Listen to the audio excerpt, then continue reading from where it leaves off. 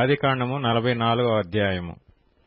యోసేపు ఆ మనుషుల గోనెలు పట్టినంత ఆహార పదార్థములతో వాటిని నింపి, ఎవరి రోకలు వారి గోనె మూతిలో పెట్టుమనియు, కనిష్ఠుని గోనె మూతలో తన వెండి గిన్నెను అతని ధాన్యపు రోకలను పెట్టుమనియు తన గృహ నిర్వాహకునికి ఆజ్ఞాపింపగా, యోసేపు చెప్పిన మాట చొప్పున అతడు చేసెను. తెల్లవారినప్పుడు ఆ మనుష్యులు తమ గాడిదలతో కూడా పంపివేయబడిరి.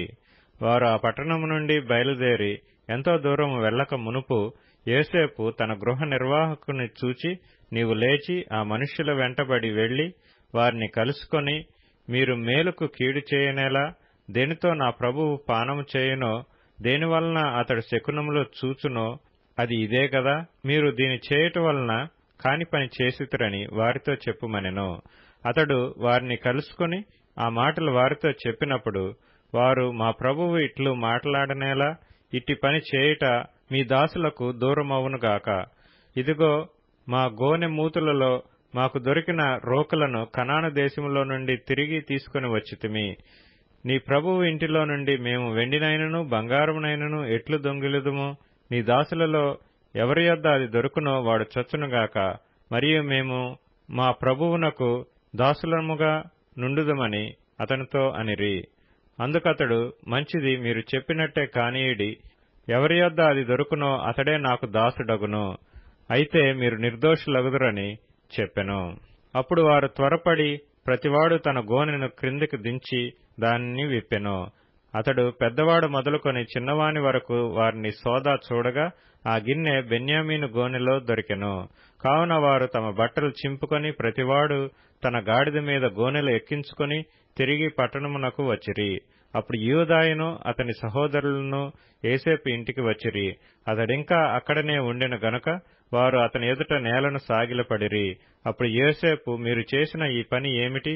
నా వంటి మనుష్యుడు శకునము చూచి తెలుసుకొనునని మీకు తెలియదా అని వారితో అనగా, యూదా ఇట్లనెను, ఏలిన వారితో ఏమి చెప్పగలము?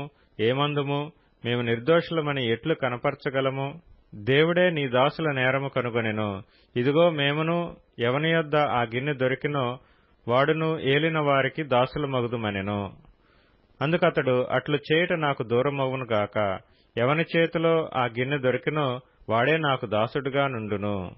మీరు మీ తండ్రి యొద్దకు సమాధానముగా వెళ్ళుడని చెప్పగా, యూదా అతని సమీపించి, ఏలినవాడా, ఒక మనవి, ఒక మాట ఏలిన వారితో తమ దాసుని చెప్పుకొననిమ్ము.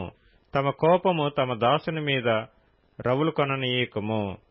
తమరు ఫరో అంతవారు కదా, ఏలినవాడు మీకు తండ్రి అయినను సహోదరుడైనను ఉన్నాడా అని తమ దాసులను అడిగెను. అందుకు మేము, మాకు ముసలివాడైన తండ్రియు అతని ముసలితనమున పుట్టిన యొక్క చిన్నవాడును ఉన్నారు. వాని సహోదరుడు చనిపోయెను. వాని తల్లికి వాడొక్కడే మిగిలియున్నాడు. వాని తండ్రి వానిని ప్రేమించుచున్నాడని చెప్పితిమి. అప్పుడు తమరు, నేనతని చూచుటకు అతని నా యొద్దకు తీసుకుని రండని తమ దాసులతో చెప్పితిరి. అందుకు మేము, ఆ చిన్నవాడు తన తండ్రిని విడువలేడు. వాడు తన తండ్రిని విడిచిన ఎడల వాని తండ్రి చనిపోవునని ఏలిక వారితో చెప్పితిమి. అందుకు తమరు, మీ తమ్ముడు మీతో రాని ఎడల మీరు మరలా నా ముఖము చూడకూడదని తమ దాసులతో చెప్పితిరి. కాబట్టి నా తండ్రి అయిన తమ దాసుల యొద్దకు మేము వెళ్లి ఏలిన వారి మాటలను అతనికి తెలియజేసితిమి. మా తండ్రి, మీరు తిరిగి వెళ్లి మన కొరకు కొంచెం ఆహారము కొనుక్కొని రండని చెప్పినప్పుడు మేము, అక్కడికి వెళ్లలేము. మా తమ్ముడు మాతో కూడా ఉండిన ఎడల వెళ్ళుదుము. మా తమ్ముడు మాతో నుంటేనే గాని ఆ మనిషిని ముఖము చూడలేమని చెప్పితిమి.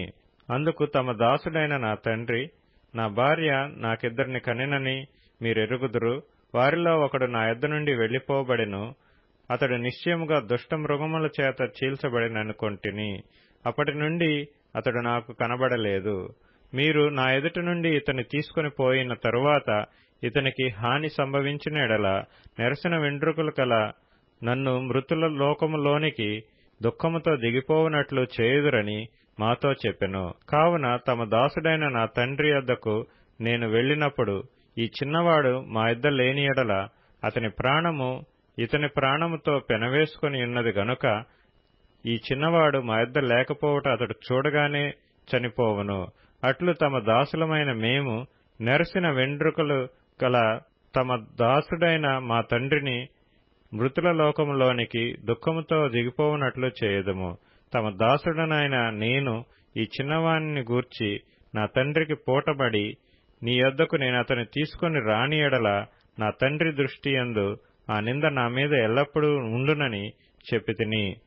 కాబట్టి తమ దాసుడనైన నన్ను ఈ చిన్నవానికి ప్రతిగా ఏలిన వారికి దాసునిగా నుండనిచ్చి ఈ చిన్నవాని తన సహోదరులతో వెళ్లనిమ్ము.